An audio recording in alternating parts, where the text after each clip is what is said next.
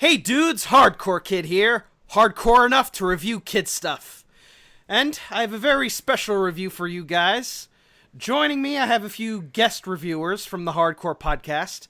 Starting with the greatest Sammy Squid Dullard cosplayer of all time, ResettisReplicas. Ouch. A guy whose favorite drink is Twister Light, Ryan Beaver. Fuck you. And a guy who had a crush on Reggie Rocket when he was little. Fuck you! Fuck you! Nate! Otaku Nate. It is Otaku Nate. Fuck, you know what, screw it. I'm out of this. You can, goodbye! Goodbye! I made him angry. Well, this intro is off to a great start. I think we're going to have a lot of fun doing this. Wait a minute. Now describe yourself. Wait a minute. Dude, I'm the coolest guy around.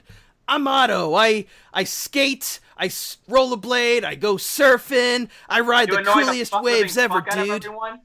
Dude! Yeah, You're an extreme nerd. I guess we should can we at least tell the good people out there who may not have been around for this what Rocket Power was? Alrighty. As the guy who based my character off of the late 90s, early 2000s surfer dude persona, Rocket Power's a show, it's a Nicktoon from the early 2000s. It's a Klasky Chapeau production. Yeah, the same people who made Rugrats and a few others. Yeah, Arlene, I believe it was Arlene Klasky and Gabor Chapeau who founded the studio. Yep, and it stars 4 kids: Otto, his sister Reggie, Otto Rocket. Otto Rocket. Hence the title. Yes. Otto Rocket, his sister Reggie Rocket, their friend Twister Rodriguez, who is like the... Don't call him Maurice. How dare you? Yeah, that's his real name. But last but not least, we have Sammy Squid Dullard, who is the nerdy one of the group. So basically, he's us. Huh. Yeah. He's also the main character of this little special today. Indeed. And yet he has more dignity than the cast of The Big Bang Theory.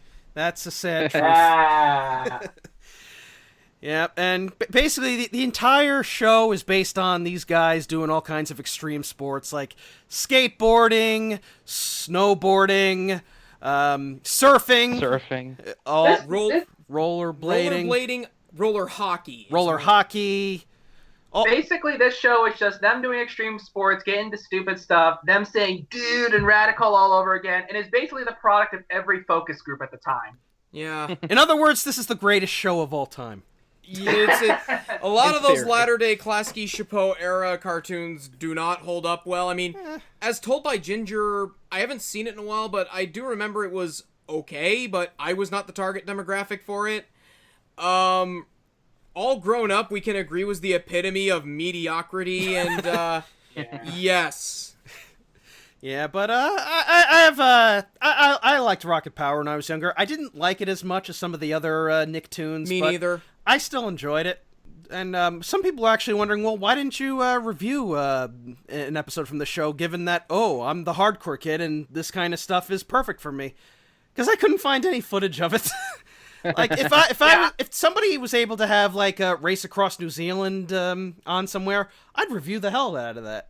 But yeah, it took a year to find this episode on other sites, and then someone just managed to post it onto YouTube, and I managed to download it before it was taken down. I did the legal thing. I paid $2 for it on Amazon Prime.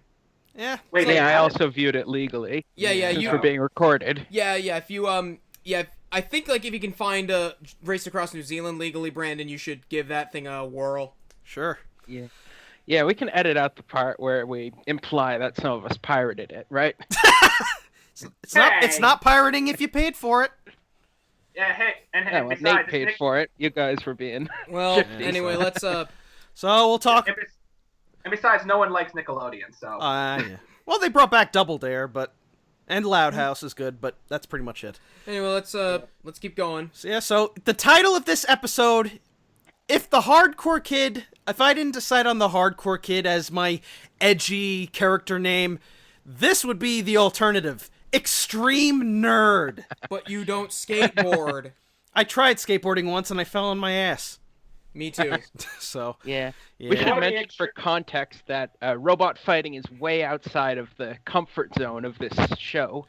Let's be blunt here. Robot fighting is way more extreme than what you got going on in this show. It's way more extreme than your skateboarding and your surfing 50-foot waves and whatnot. Mm-hmm. Yeah. I mean, unless you're like Jurassic World Fallen Kingdom and starting with the friggin' Mosasaur, but we don't talk about that train wreck. Yeah. Speaking of giant things fighting, Well, first of all, I just want to say something that jumped out to me. The first credit you see in the episode is developed by two guys, Eric Casemiro, I think that is, and the other guy is Victor Wilson. If it is to be believed, this is the same Victor Wilson who was Vic Romano on MXC. No way. Yes way, Ted. The best commentator since Jonathan Pierce. And anyway, let's finally get off topic. So this episode begins with a dream sequence between two giant fighting robots. So this episode is perfect for you, Ryan. Yeah. Begin with a nice apocalypse full of mechs. Yeah, we've got a Mega Morg with two big hammers on the back of it and Mechadon.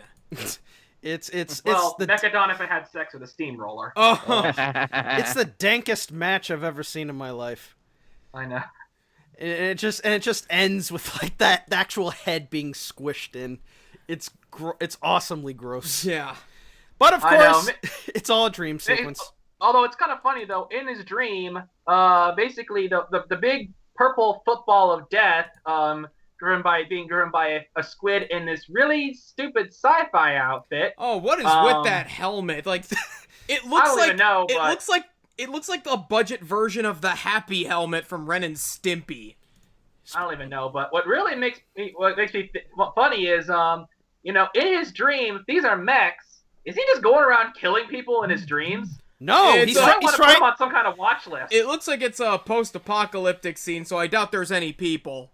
Yeah, look at it. There's like looks like something out of Fist of the North Star. Yeah, and then of course the evil Ray Billings, Oliver, shows up with his giant hammer of doom and just crushes Sam. Yeah, his robot, as you will see, because the robots you see in this dream reflect the robots that are going to be fighting.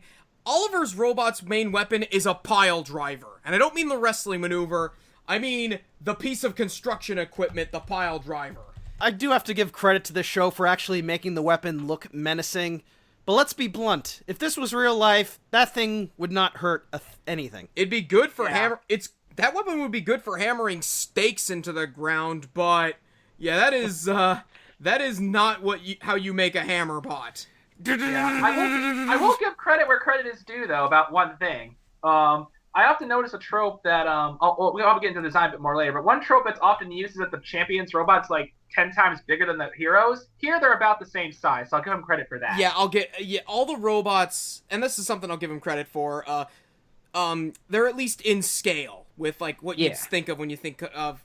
We're not talking about like an ant weight going up against a heavyweight like in that Zoe 101 episode. Yeah, they all look to be about 12-pound hobby weights. So that they look like they all look competently sized, even though they don't look competently built, and we'll get to that in a bit. But yeah, they all look like they're at least like maybe lightweights. Maybe they look like about that. Yeah. Yeah, like even though pile driver would only work against something that's like a tenth of its own weight. So yeah, the main we see our hero Squid wake up in tears and just finally sigh in relief when his friends come over to basically harass him in their beachwear, because that's how the real world works. They make fun of Sam's jammies, and you come out dressed in all that rubber. Come on. Yeah. So Squid tries to hide the fact that he's building a fighting robot, but ultimately gets caught, and they basically start making fun of him because, of course, robots are for losers. And what is the name of this robot event exactly? Robattle. Robattle. Robotic organized battle of technical skills, aka robots. That's actually as a kid you'd never pick up on that, but as an adult, that's kind of clever. Yeah. The funny thing is, I actually never picked up on that until this now either.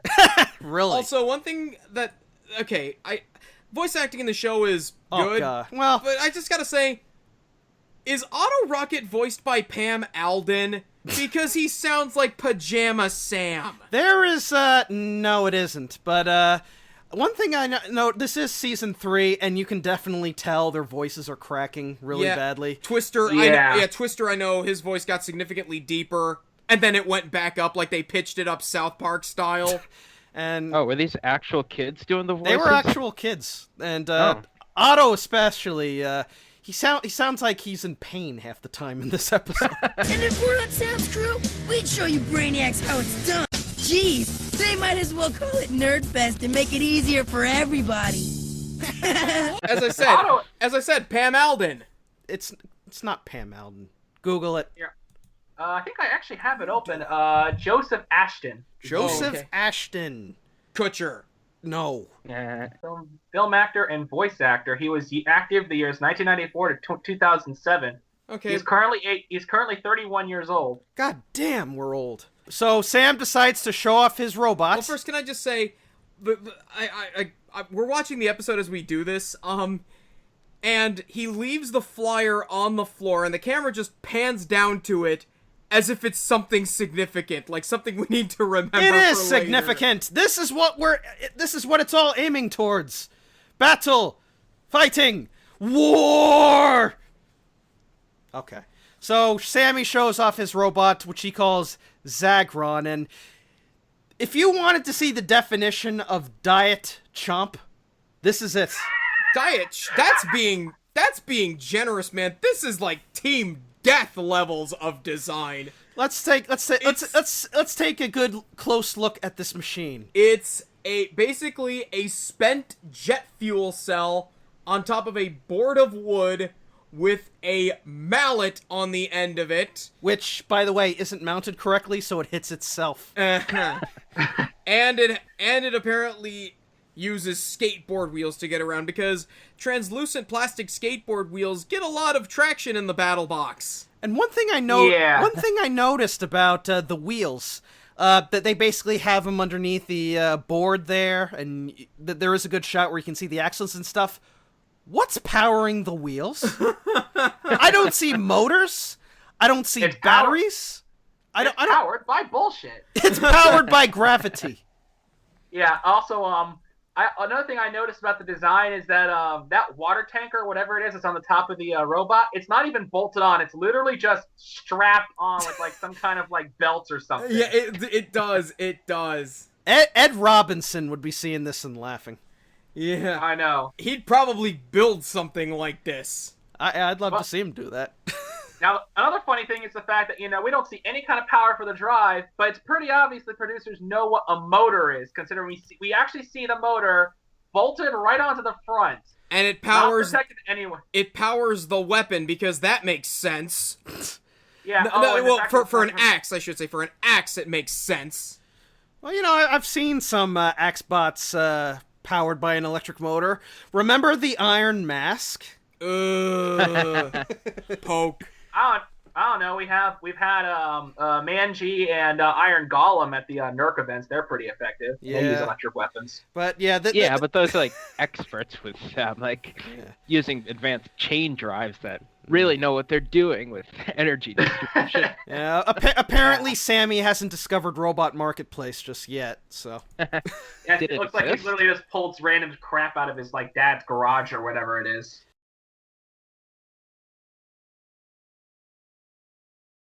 So we cut to the guys having a roller hockey game against Twister's brother Lars, who every time I see this dude, he always seems to change skin color.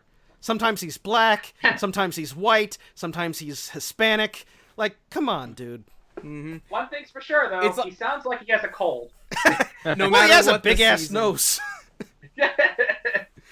Yeah. And Sam's basically pulling off his Ilya Brizgalov routine and spacing out, allowing in a goal that he should have had.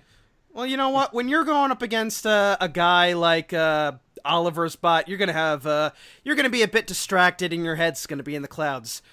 Yeah. Plus, let's face it. and it's always a few days before a big robot event. That's pretty much the big thing that's going to be on your mind. So. Yeah, he's pondering what he needs to change in the robot, and spoiler alert, it's everything. Yeah. Even though it doesn't really change all that much. Yeah. I mean, I can relate to him at least in that aspect. My robots are always like crap a week before the event. Hey, Ian, you're facing Silent Spring next. What are you gonna do? That's just great. Yeah. Careful, you're gonna give him PTSD. Yeah. And it's here that we meet his competition, young Ray Billings, Oliver, accompanied Oh, by Ray Billings grew out of his whatever Oliver is. accompanied by Fat Charles Guan, and I don't know, like who's the guy who captains Bronco? Reason Bradley? Reason Bradley. Yeah, young Reason Bradley. Does there always have to be the stereotypical nerdy Asian guy on these teams? Yes. And the stereotypical Well, nerdy. considering that 21 wiped out their nerdy Asian guys, you should be glad they exist. Now here's something that bugs me about Oliver. This was Sammy's. I remember him from season 1. He was Sammy's friend at one point. Why is I think he? Sammy ditched him because he found him like rather terrible. Yeah. It's been a while since we've watched Rocket Power. Can you tell? Yeah. Yeah. But yeah. Oh. He's like, Also, I don't do hockey. I just like computers. Ian, wasn't there a specific someone you said Oliver looked like? No, I believe that was you. I said he looked like Mark Elam. You said that? That was me. Okay. He looks like Mark Elam, who drives Hailstone, the out-of-control D2 kit that won Battle Beach last year. Yeah, I've tried driving that thing too once, and honestly, it's actually part of the reason I really hate the 3-axis controllers, so like the stick controllers. I'm much more comfortable with tank steering. Same. But Me too. And then we finally meet his robot, the Robinator, as it's called. Robinator, pile driver. Which of course has built-in speech programs. Okay, seriously, between this and Zoe 101, what's the people are making the robots talk? Hey, And homonyms. Hey, the But of wizard. course it's Hey, Wizard from Series 2 of Robot Wars had a built-in speaker. Yeah, and what did that do? and of course Exactly. it has the best insult of all. Hello, loser. Whoa, how'd he know? Because of course that's such a great insult. Yeah, and if not for the S, Otto wouldn't have even cared. Yeah. Like, I mean, seriously, Otto is like, losers, plural, holy, are you insulting me too? Like, if it was just Sam, I wouldn't have said anything, but Yeah, no, because I'm I'm such a included, great I'm friend. it. Yes. Yeah, that's a thing you'll notice throughout the episode, that, like, just one well-placed word can make somebody's attitude do a complete 180. Could be worse. He could have called him a shooby. Ooh. I gotta ask one of you guys. Do you wear white socks with sandals? Hell no. Not really, no. Nate? Never! Yeah, But do you visit the beach only once a summer? One day a summer? Yeah, Screw on the average. beach. Congratulations, you're shoobies. Screw the beach. I go to the mountains. I live on a lake. I went kayaking yesterday. Me too. I live near a lake too. I should go kayaking. Yeah, go ahead. Well, let's get back to the episode. So screw the mountains. I hate heights. So yeah, just because Oliver called them losers, Otto, the guy who is one of the biggest egos in the history of cartoon characters, says, "You know what? I'm gonna stand up for my friend this time and not throw him under the bus." This is the Yeah, we have the video paused right now, and Otto has the biggest shit-eating grin on his face. Like he's being insincere about it. Yeah. And now- I mean, we are talking about the guy who would refuse to sit out a hockey game when he had a broken arm, and then ended up re-breaking it for his idiocy. Hey, Kurt Angle won the Olympic gold medal with a broken freaking neck. Who says Otto can't do it? Look, I'm just gonna say, I'm the hockey goalie here. I used to play. You don't go in a game with a broken arm. Like, if it's something It was like a broken leg. Oh, yeah, broken leg. Yeah, no. Like, you... Well, then again, Jack Youngblood played on a broken leg, but hockey, it's a completely different game. Like, you know... I mean, was Jack Youngblood a 12-year-old amateur? No, he wasn't. There you go. Especially when your body is that young, you do not do that at all. Yeah. So now it's time to test out the robot, and Otto is an idiot who loves to do all kinds of stupid, dangerous shit. He's like he's gone sporting down Bruised Man's Curve at 100 miles an hour. He's gone over some really dank ski jumps and ended up breaking his leg as a result. He's even gone surfing in a, say it with me, Nate, in a monsoon!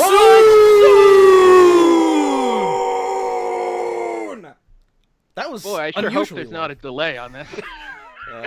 But now he wants to test out this robot, and he dresses up wearing like garbage can lids, Pot and pan pot and lids. pans. He's got a coat hanger on his head.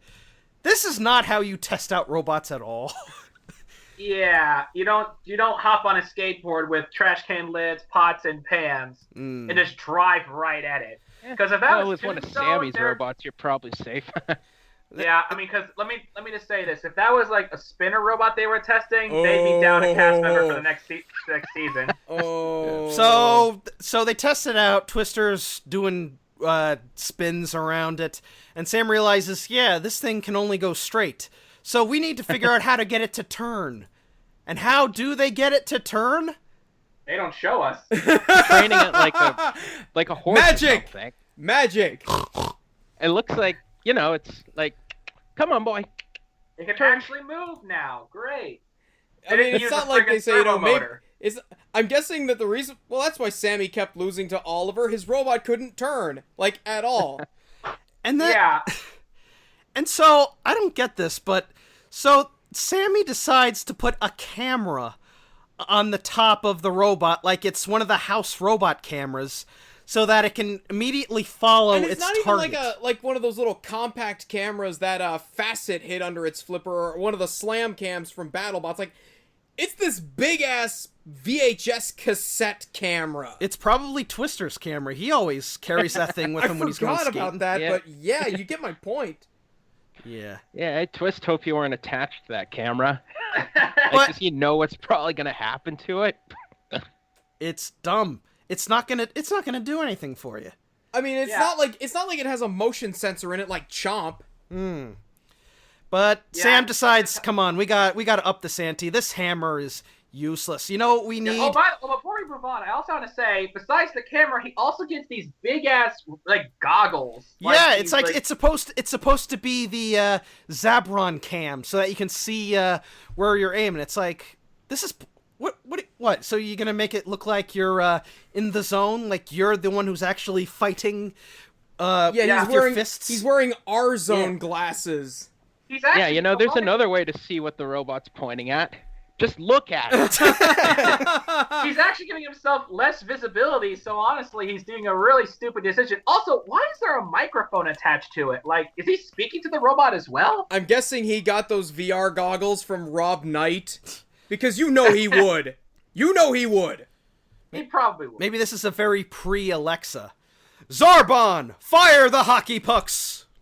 Speaking of, let's talk. So they put on they attach a hockey puck to it, and they put a hockey puck cannon on it so that it fires hockey pucks at its enemies, kind of like Double Jeopardy, where it has the round and it fires the round at its opponent. It's basically just that. They test this beast out on Reggie, Otto, and Twister have all their gear on, and they're just getting hockey pucks fired at it, and they're trying to defend it with their pucks. And then the sticks, and it ends up breaking Reggie's stick. I hope it wasn't one of those $100 sticks. Well, these guys. It looks like a piece of. I don't think so. It literally looked like a piece of wood. So it's That's probably going to be like $20. $20, Yeah, 20, so- 40, 50 maybe. And so it starts chasing after Twister, and this guy who's done so many crazy stunts actually freaks out and jumps into the bushes. Run from the robot that's coming at you at like 3 miles an hour. Good job. With a hammer that's so far it's only. I mean, actually, to be fair, if it can break through wood, it can probably do some damage to the human foot. So I'll at least give it that. But Yeah. I mean, to be fair though, if there was like a 60 to 100-pound robot chasing you, I think you would probably run regardless. Also, this is kind of jumping ahead a bit, but I will just tell you this right now as a former hockey player myself. Those are plastic street hockey pucks. You are not going to do any damage with those against bots made out of metal. Because if you were using like actual rubber hockey pucks, you could put a dent in those things. Because hockey pucks, if you're not wearing like padding, they hurt if they hit you at like it's a piece of hard rubber being flung at you at like 60 to 90 miles an hour at most. Yeah, I'm on the hockey puck right here, and it appears to be autographed. Who signed this, Nate? London Knights head coach and Washington Capitals legend and all-around tough guy Dale Hunter, but that's beside the point. But I believe me, I've had some nasty run-ins with hockey pucks where my cup failed me, and believe me, it smarts. You hit me in the dick! Why? Before we continue, there's a funny story I have to say. It was something my mom told me about back when she was in high school. She and her friends apparently went to a hockey game, and I guess they didn't have like the plexiglass up. Oh, so her friend got hit straight in the face with a hockey puck at one point. Ouch! She got a black eye, and to apologize, she got the puck, a broken stick, and got to hang out with the team. She said it was the coolest thing ever, even though when they told her teacher, she freaked out. Oh, That's pretty sweet. Was it high school or college or like minor league? I don't remember. I don't remember what exactly it was. It was just a hockey game. Her friend got a black eye. She said she was talking how it was the coolest thing ever. And their teacher was looking at her like, "What the hell are you girls talking about?" Yeah. So that got a good laugh out of me. Anyway, so after that, this is how you don't test out your robot scene. We move on to the main attraction, the Row Battle Arena, and I'm gonna say this right now: out of all the crummy ass arenas I've seen in all these shows, this is probably the best looking one. Oh, without question. It's basically just the BattleBots, only just with kill saws. Yeah, so it's basically like the Canadian arena where it has those little spinning discs in the middle. So they're having a 10 robot rumble to decide the two robots in the end. So yeah, short tournament. So to clarify, that's a grand total of 2 fights. Short ass episode. The entire thing. Mm-hmm. Well, this episode's only 11 minutes long, so I guess you have to squeeze in whatever. So let's talk about some of the other robots in this match, shall we? The first one, Ian, you do the honors.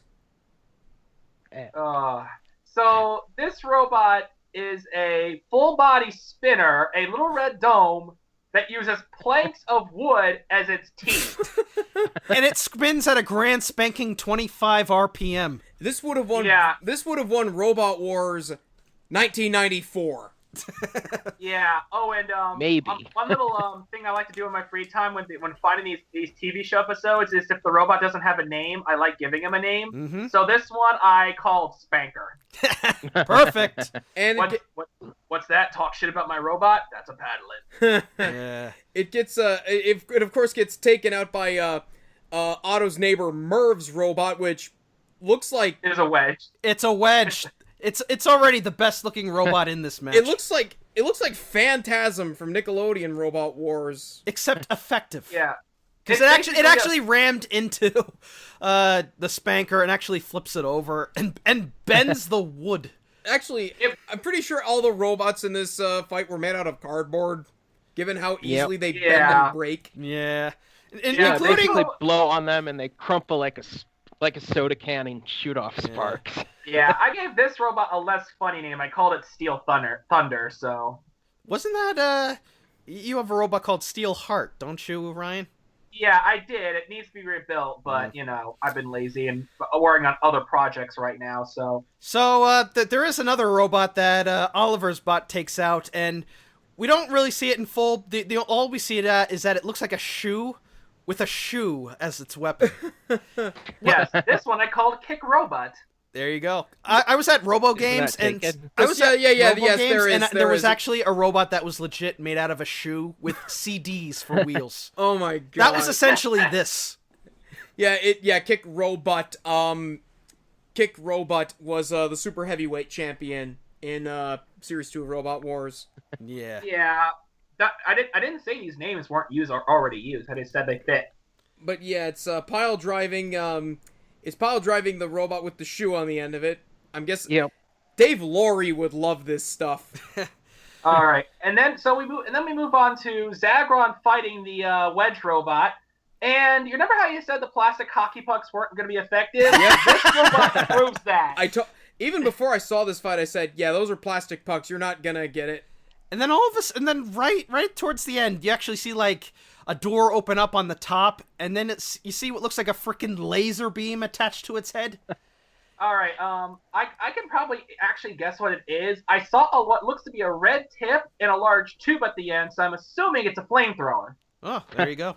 Yeah, don't screw with those neighbors anymore. So yeah, basically it has a wedge that's able to deflect the pucks, plus, actual armor, a large top that opens a flamethrower, and then basically Oliver comes in and basically just literally tips it onto its side. No wedge required. Which is pretty poor tactics, because he should have saved that one for the final.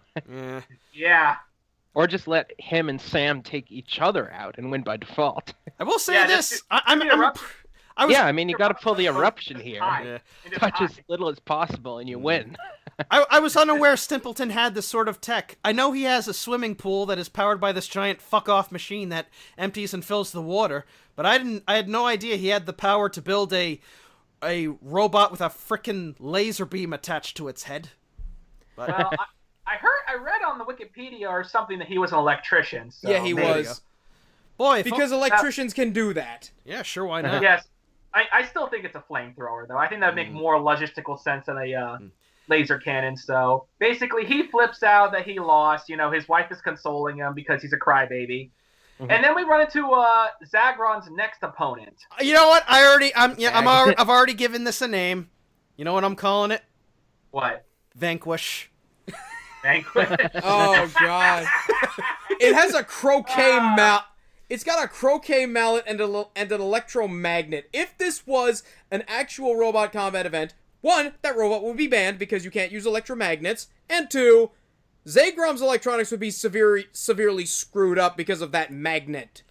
The thing is, and also with the magnet does, the hammer doesn't have that much reach with it, because when it was hitting it, it was like going right towards the in between the magnet, so it really wasn't hitting that much. Yeah. Oh, and combine the fact that electromagnets take a lot of power, so that robot would probably not last a minute in the fight, which would probably explain why it wasn't moving. Unfortunately, it is not a good idea to build your robot out of aluminum foil because, well, it gets sawed in half by one of the kill saws. Oh my God.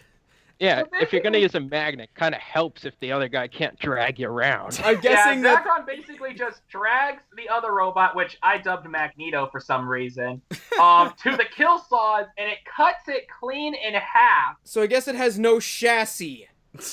No. Yeah, so, saw blades, let's face it, in cartoons, saw blades are way more effective than they are in real life. I love them, but they're not that effective.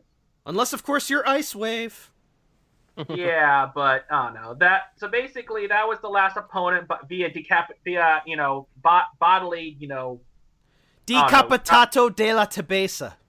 Yes, whatever that is. But yeah, so the match comes to an end. And here I'd just like to remind us of something. Remember that Sammy apparently wins the Rumble every year, in spite of, prior to this, having a robot that beat itself up and could not turn.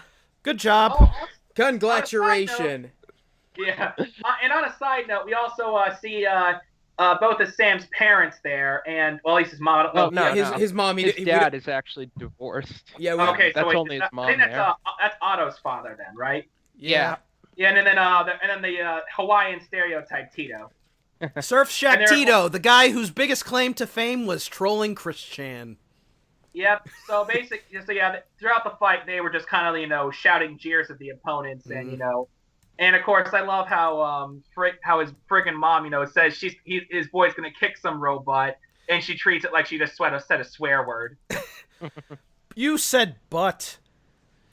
But yeah, we've got the final set. It's Robinator versus Zagrom Barkley. Also, I love how his Oliver friggin' insults Sam right to his face, and not only does Sam basically say, "Thank you, Oliver, you too," But even better, his mom just stands there with this stupid shit-eating grin on her face, not seeing that her son's basically being insulted right in front of her face and does just jack shit. Leave him be. He can take care of himself. He's a big boy. Yeah, so I will say, Parenting 101. so this match. All right, the first problem I have with this match, number one, it has rounds. Oh boy. Yeah, it's we got the round system, and I'm feeling really good about that. It's like it's like the Robot Combat League show where you have like 3 rounds. God, no. And you have to fix your bot in between rounds. and of course the rounds are like 10 seconds. This first round was 10 seconds long, and then Sam just freaks out. It's like... Yeah, they just stop on whatever Sam's about to lose. Yep. Oh, and so basically the rounds are basically one thing and one thing only. Plot convenience. Yeah. or just crappy TV magic. Also, Or both. as I said, we're watching along with this episode. One of the things that they're bringing to the robot, Twister is bringing a bottle of water to Zagron Barkley. He's giving... Because water can really help your robot improve its abilities. Remember, Twister isn't the brightest chap in this show. Which is funny considering the fact that he was the one who came with the camera idea in the first place. Yeah, so the first round ends. The guys give him some encouragement. Twister's being a nudnik. And now it's time for round 2! Where we actually see some damage and not just hit Oliver, pushing him around. Yeah. With like just pushing him around basically. Now he's actually, showing no mercy and just pounding his ass. Watching Robinator in action, it really looks like if you just gave him a good slam, you could probably just knock him on his side, because I don't think this thing can self-right. Just tip it over with the power of, say it with me, everyone, wedge! You We'll probably... talk about that later, though. Yeah. And Sam, at this point, is just completely given up. He's basically shitting his pants at this point. Yeah, he's about to wave the white flag. But then, I don't know why, because his robot is like already trash. Might as well play this out and hope that he. I mean, his robot's still working perfectly despite some dents. So. And you know what I'm realizing this? Not once do they ever charge their batteries. It's like they bring the robot out, they rub it down, and then take it back out again. There's no tools, there's no charger, there's nothing. Well, considering the pit takes are also about 10 seconds, so.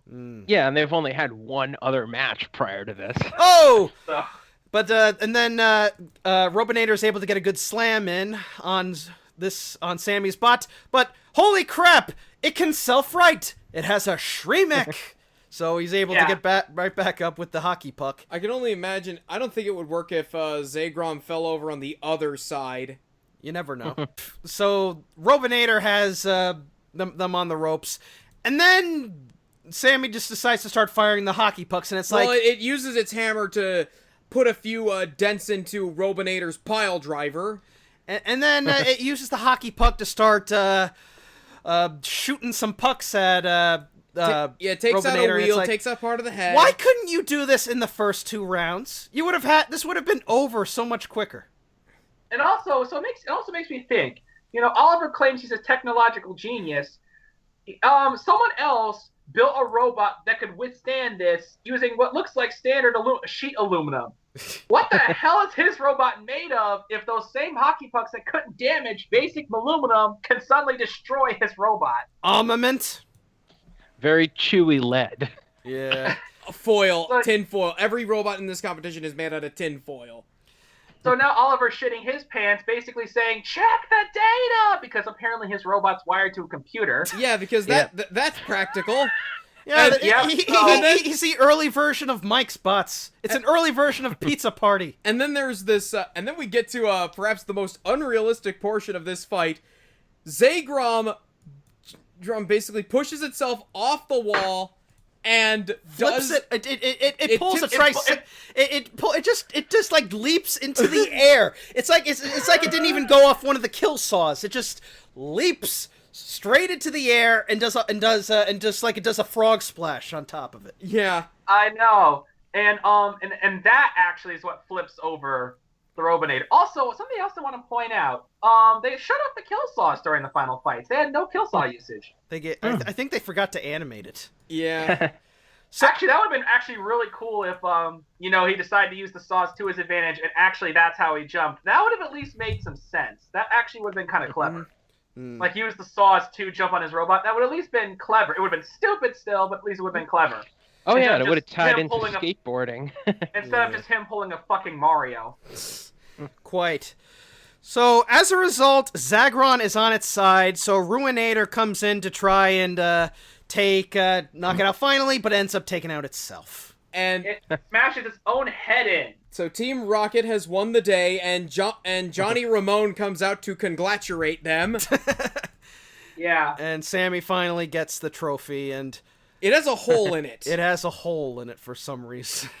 Or it does. It does so that friggin' Zagron can stick its stick into the trophy and lift it up and dance around with it, and it's like, oh my.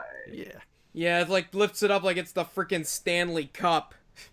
Yeah. Okay, so and I'm thinking like, Otto, if you break that, I swear to God, you're dead. Yeah.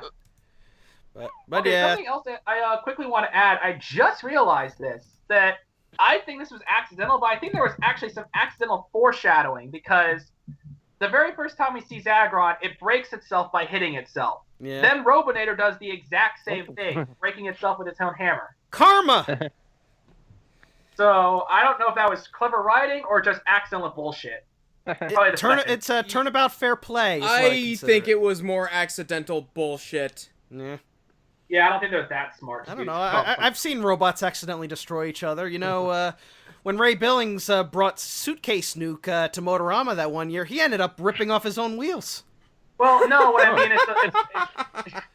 yeah. He wouldn't he? Never mind. Forget it. I'm not sure if Rocket Power is capable of being that Kafkaesque. It's a kid's show, what can you say? But overall, this episode was, I didn't have a problem with it. Yeah, it was okay. It was, man. It's just... The moral of, Sam winning because he doesn't give up was extremely trite. Yeah, well. It was another case of, like, a one-line pivot. Like, I think Reggie said one thing to him, and his confidence, like, was completely back. Yeah. I ultimately have a lot of positive feelings for this episode. I said this back in the Zoe 101 review, but this is my first ever exposure to fighting robots. So I have some nostalgic values for this episode because of it, but regardless, from a writing standpoint, I still think it's kind of meh. But I will say this, it's better than Zoe 101 by a mile. At least this one actually had weapon usage and it wasn't crap. And at least our main characters had to work to earn their goal. Yeah. Yes. It's all about teamwork and friendship. And magic. Get out of here. Yeah, so, but if you look it up, if you'll watch it on Amazon or something, you can watch it. You can see what the Rocket Power team, their take on this extreme sport. And give it a watch, and who knows, maybe you'll decide to go into your workshop, find a skateboard and a vacuum cleaner and a pencil sharpener and put it all together and make it a robot. But make sure that you can turn on the first draft. That's a very important thing. Or have a gun that shoots hockey pucks. Yeah. So don't be abattoir. Yep. Oh God. Oh yeah, and some foam tires. Those are good. Those will not come off by getting hit with a hockey puck. Yeah. This was a lot of fun, guys, and that pretty much covers this review and this entire episode in general. So yeah, I'd like to thank you all for joining me on this adventure. No problem, man. Yeah, I think next time we'll see if we can get Tim and Tom on, and we'll review Spaced. If not, we'll review either the Lab Rats episode or the 1,000 Ways to Die episode with Matt Vasquez's Doom on You killing that guy. I saw the episode list for that show. There were a lot of deaths involving anal abuse, so I'll get to it when we review it eventually. So let's just finish. Let's finish this. On that bombshell. I'm hungry. So, yeah. Until next time, guys, I think next episode is episode 15 of BattleBots, so we're reaching the final few episodes. And episode 15 is the U.S. versus the world episode, so we'll see how that goes. Until then, I'm the Hardcore Kid. I'm Otaku Nate. I'm Ryan Beaver. I'm ResettisReplicas. Peace out and cease. Bust!